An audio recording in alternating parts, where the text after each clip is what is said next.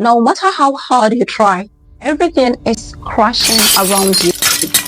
The weight of your responsibilities, your relationship, your expectations is breaking you down. Crashing out is more than just being tired.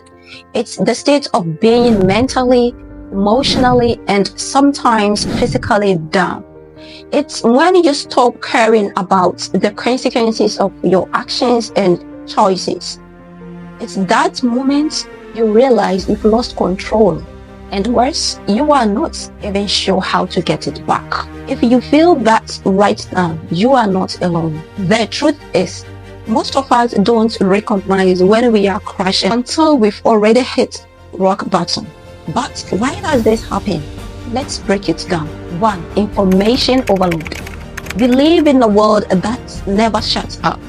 Before you even get up from bed, your brain is bombarded with endless notifications, work emails, breaking news, and group chats that never stops.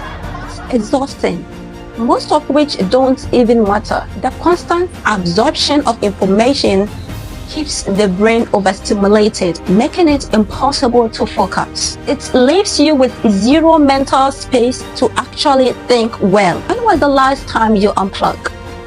When was the last time you gave yourself the permission to just be without the noise of the world screaming in your ears? It's time to hit pause. Set clear limits. No screen an hour before bed. Turn off unnecessary alerts. You don't have to be plugged in 24/7. Give yourself permission to unplug and reclaim your mental space.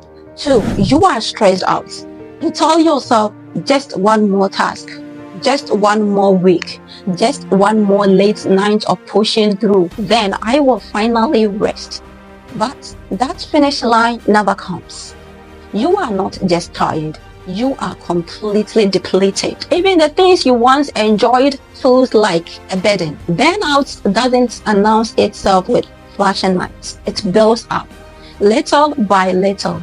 And if you keep ignoring its signs, your body will force you to stop, whether you like it or not. Prioritize rest as a non-negotiable part of your routine, not a reward for working hard. Set actual breaks in your schedule. Get enough sleep and stop glorifying exhaustion, dear. You are not a machine. Rest before you have no choice. That work you can put down and rest will not do itself when you break down. So why don't you just pull back a little to rejuvenate and come back stronger? 3. You are fighting alone. We all need people who lift us. When you are crashing, you might find yourself pulling away from the people who even cares. You convince yourself that no one would understand what you are going through anyway, so you don't need anyone. Maybe you've been let down before. Maybe asking for help feels like accepting weakness. So you keep everything inside, hoping no one notices your struggles. But the more you pull away, the more alone you feel, and the harder it becomes to reach out for support. Here is the hardest truth. Isolation only makes things worse. Without support, small problems feel huge, and the mind becomes an echo chamber for negativity. No one is meant to carry the weight of life alone. If you don't have a strong support system, start building one. Even one genuine connection can make a difference. 4. You don't have strong boundaries. Let's be real. Boundaries are not just helpful.